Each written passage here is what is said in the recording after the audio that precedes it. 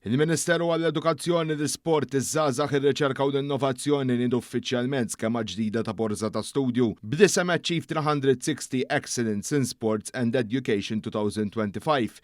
L-iskema għandha lan li tappoġġja studenti li qegħdin isegwu kors post-sekondarju li jwassal għaċ-ċertifikat tal-matrikola fl-istess ħin li jkomplu taħriġ strutturat fil-qasam sportiv tagħhom. Il-Borża ta' Studju se tnaqqas l-ispejjeż finanzjarji li ħafna drabi jkollhom iġorru l-istess studenti fil-bilanċ bejn istudji akademiċi u taħriġ tal-ogħla livell fl-isport. L-ewwel 20 student eliġibbli fil-lista finali jibbenefikaw mill-finanzjament tat-tariffi annwali tal-kulleġġ għal sentejn akademiċi.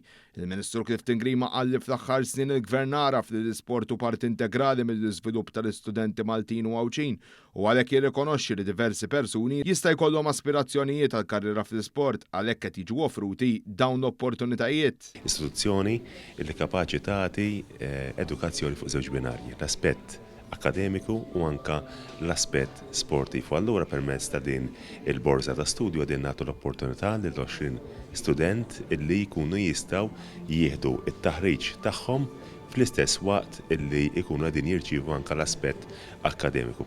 U dak jikkonferma kemm qegħdin naraw li nagħtu dejjem aktar opportunitajiet sabiex l-isport ġew pajjiżna jkompli jikber u jkompli jikseb ir-riżultati mistennija.